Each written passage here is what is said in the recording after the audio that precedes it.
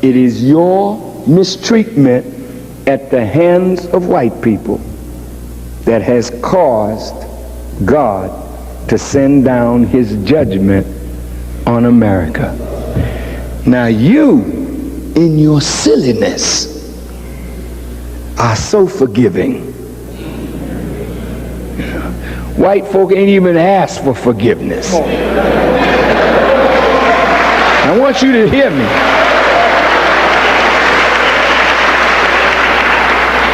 White folk haven't even acknowledged that they did you wrong.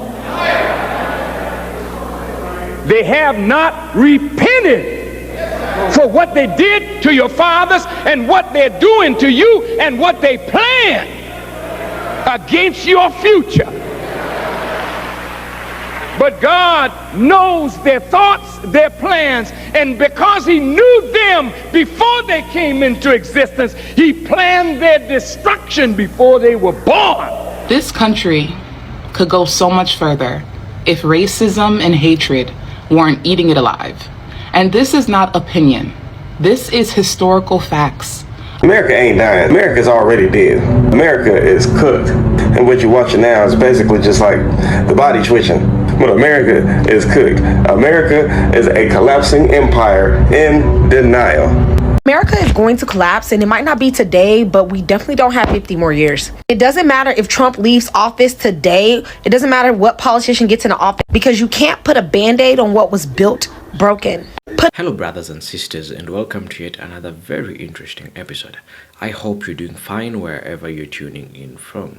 Now, if at all you are a believer, or if at all you have some little faith in the existence of a supreme being, then you'll agree with me that all through history, including biblical history, God has always taken the side of those people who are being oppressed.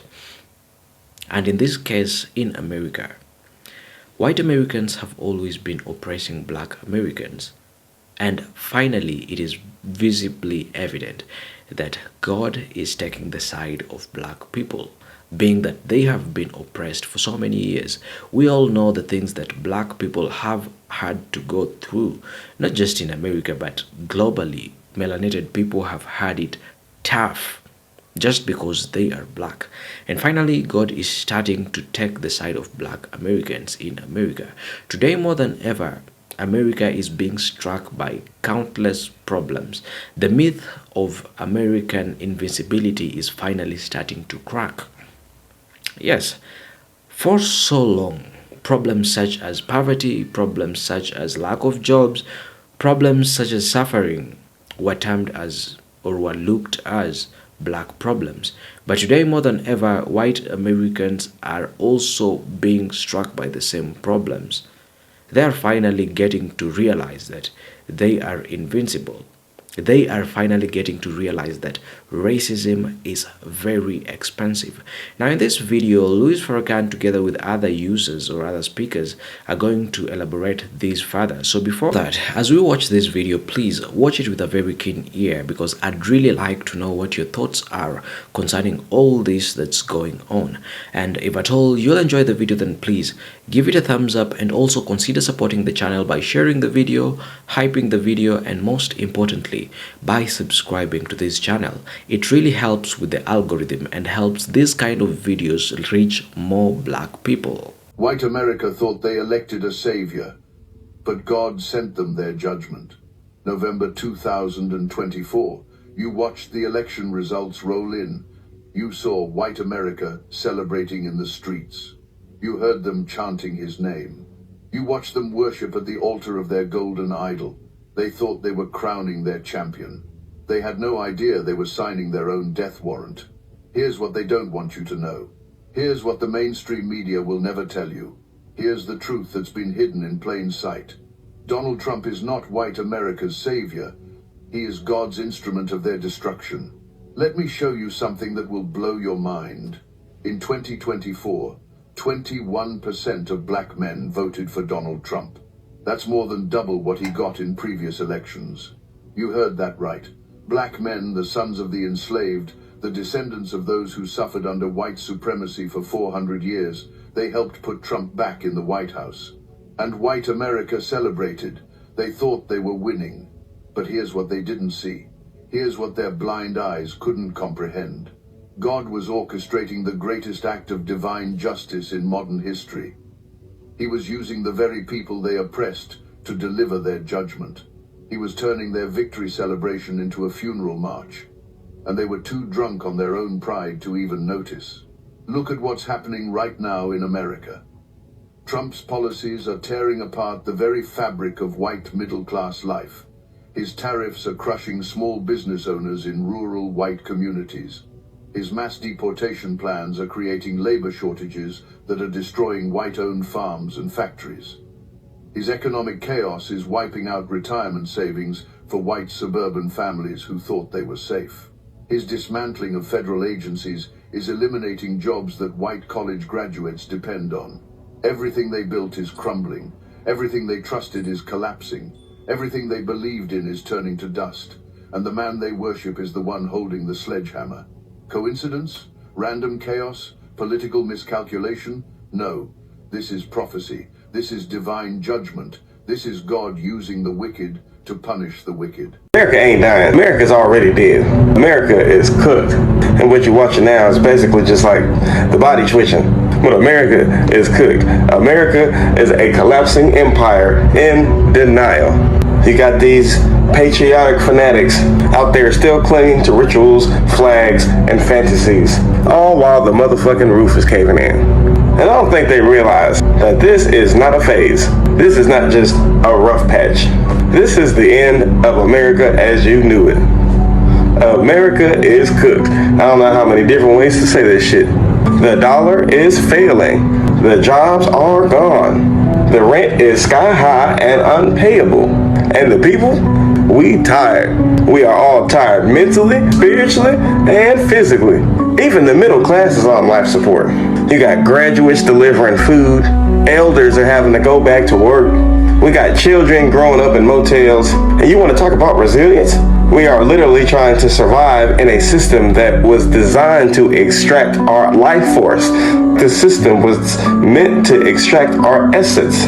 But anyways, I digress. But I will say this. As a black man in America who is neurodivergent and who also has knowledge of self, I have seen this shit for what it is for a long time. I've been knew that this was the Matrix. I've been knew that this was a carefully managed illusion, a performance, and now the curtain is falling. So everybody see it now. You got climate change just devouring the lands. Towns are being swallowed up by floods, never to return. We got storms rolling in like angry ancestors. And the government still pretending it can fix what it won't admit exists in the first place. On the one hand, they say climate change don't exist, but then now after all these natural disasters, they're talking about now they're gonna fix it. What the fuck is really going on? And then there's Trump. And he's not a glitch. He is not an accident. He is a manifestation. He is the face of a dying empire gasping for control. He didn't destroy America, he revealed it. He cracked the mirror and the beast came crawling out. White supremacy, unchecked greed, mass delusion, all that was going on before Trump. He just gave it a voice. He just gave those people a group to belong to. But now look at MAGA. Look at Trump and his supporters. The faith is gone. In government, in elections, in media, in the so-called American dream, the faith is gone. And honestly, you can't just keep asking people to believe in a system that devours them. This ain't about left or right. This is about the collapse of an empire. And we see this place for what it really is. We see that the economy is a pyramid scheme. The healthcare system ain't nothing but a business. The prisons ain't nothing but another plantation. We can see, we can feel the tension and the anxiety in the streets, in the neighborhood, in the communities. And right about now, survival feels like a luxury. So no, this isn't alarmism. This is clarity. This is the understanding that America is cooked, burned through, hollowed out by its own greed and lies. You can feel it in the silence of the people, in their refusal, in the quiet rage building up like a thunderstorm behind the eyes. Revolution ain't coming, man. It's already begun. In the walkouts, in the land back movements, in the garden, in the bartering, and their refusal to participate in a game that is already lost. So what comes after America? That's the real question. And that's up to you. And that's up to me. That's up to us. Because this society, this crumbling America, was never meant to protect us. But just maybe, whatever we build might actually be able to sustain us in the future. But for now, this American shit, it's done. America is... This country could go so much further if racism and hatred weren't eating it alive. And this is not opinion. This is historical facts about the United States of America. Nations don't usually fall because of outside enemies. Nations fall because they end up turning on themselves. And bro, we're watching this nation fall in real time. People keep saying, why does it feel like this country is moving backwards? And that's because they are going back and using that same settler ideology. Y'all, all it is fear, division, and dehumanization just wrapped up in modern language. Here's a little history lesson. Slavery wasn't abolished because America woke up and decided that black people deserved a bit of humanity. It ended because the system became unstable, economically, socially, politically, and it could no longer sustain itself. Slavery no longer served those in power the same way. And that history matters. Because if you don't understand why things ended in the first place, all you end up doing is repeating history. This is why I am teaching my children the real history of this country, not this patriotic bullshit. I refuse to forget our children, the future leaders of this country. You can't build a future on hatred. And you definitely can't heal a country by pretending that it doesn't exist or it doesn't matter. America is going to collapse, and it might not be today, but we definitely don't have 50 more years. It doesn't matter if Trump leaves office today. It doesn't matter what politician gets into office, because you can't put a band-aid on what was built broken. Putting a different politician in office is only delaying the inevitable. There are foundational flaws built with inside the system. And no one wants to admit it, but most of it has to do with institutional racism and slavery. We built our entire economy off of free and cheap labor. How long did they think that was going to last? I mean, realistically, we have another 10 years max. If it wasn't for the pandemic, this could have went on maybe another 50 years. But because the pandemic put a strain on such an already flawed economy, it has put us back at least 20 years. It has taken 20 plus years off the American life system. It no longer can live. I mean, literally, there's nothing that can be saved. Nothing. Agriculture is going to die. I mean, look at what's happening with Nevada. The reason that Nevada's economy is going bankrupt is because it literally operated off of cheap Hispanic labor. Without cheap labor, they literally cannot have an economy. They cannot afford to pay white people to work because they know white people are going to demand a livable wage. Y'all can say whatever, but the entire system runs on defrauding people. I mean, just think about the prison industrial system. Another form of cheap slave labor. It's the reason why black people get arrested and convicted at higher rates than white people, because they need a class of people to abuse in order to keep the economy going. Our economy is systematically flawed. We are screwed no matter how many band-aids we put on it. There is no way that the economy won't eventually fail. So who cares if Trump is moving it forward? Because the slow burn is going to be a lot rougher than the... Welcome back to the video. I am really glad that you made it to the other side of the video. Now, for a very long time, white America has refused to deal with its racism. It has been called out quite a number of times, but they have refused to deal with its racism. Most of the times, they choose to deal with it by probably covering it up, or just by probably assuming that it does not exist. So many white people do claim that racism only exists in the minds of black people. They do claim that racism does not exist. Now, one thing that we have to agree on is that racism does not disappear just by the mere fact that the group of people that benefit from this racism chooses to refuse that it does not exist. Refusing that it does not exist or denying its existence does not make racism to exist. And that is the best way that white America has been dealing with racism. The best way. So, having known these, they are doing these intentionally. They know that racism is expensive but choose to ignore it. And today more than ever, they are realizing that racism is expensive. Choose the case of white farmers who chose to vote for Donald Trump. And they did this confidently simply because they do not want to side with black people. They chose to vote against their interest after black people even warning them that this is exactly what Donald Trump is going to do. And even after Donald Trump telling them exactly what he was going to do, he told them that he was going to deport their labor or their laborers who are illegal in America. So after being told that, they still went ahead and voted for Donald Trump simply because they do not want to side with black people. So today they are realizing that racism is expensive. And there's so many examples that I can give. That is just one of the many examples that we can talk about here. But a biblical example of God siding with the oppressed. Remember when God's chosen people were being oppressed in Egypt, when they were being held hostages in Egypt, when they were being held as slaves in Egypt, and God kept on asking Pharaoh to release his people. Remember, God does not support oppression. God does not like seeing his people suffer. So first of all, it is the same God that saved the Israelites, or that saved his chosen race, that let them be oppressed.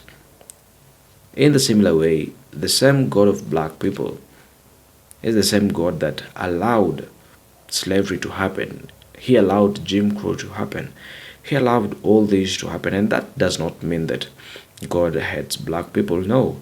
In fact, I have done a video expounding on this. Please check out my catalog. You'll find that video. And please watch it. So, as I was saying, God sides with the oppressed. In the Bible, he sided with the oppressed nation, his chosen race of people that were being oppressed by Egyptians. He sided with them and at the end ended up sending problems to Egypt.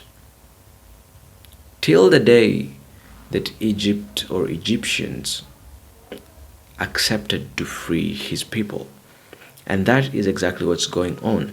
God is sending problems to America till the day that America will agree to set black people free. Because they do claim that racism does not exist today. They deny its existence. They do claim that the Constitution has given rights to all black people. But that's not the case.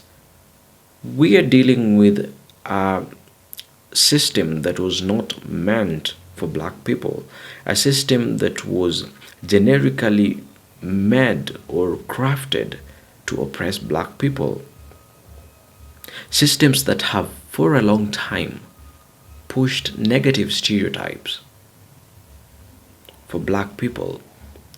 Now kids or people at a very young age, white people at a very young age, are taught not to like black people. And the reason why they are not liking black people is not known, not even to them. Trust me, they have no reason to hate upon you. Totally no reason. Hating just because you hate love. Hating just because you find people hating, and now you are inheriting the generational hate that has been there. Well, my grandparents hated black people, so I'll also hate black people. It doesn't make sense. Please make it make sense. And as we're having this conversation, please let me know what your thoughts are concerning all these in the comment section, because I'd really want to know what your thoughts are. Please, let's have this conversation. I know it's a very uncomfortable topic. I know it's a topic so many people do not like to talk about, but let's talk about it, please. Let me know what your thoughts are, because I do read all of my comments and reply to most of my comments, if not all of them. So please, let's have that talk going on. Otherwise, I think that's all I have for this video. That's all I have as far as giving my analysis and my reaction on this is concerned. So until we meet again, I'll ask you to please like this video, share this video, hype this video, and most importantly, support this channel by subscribing.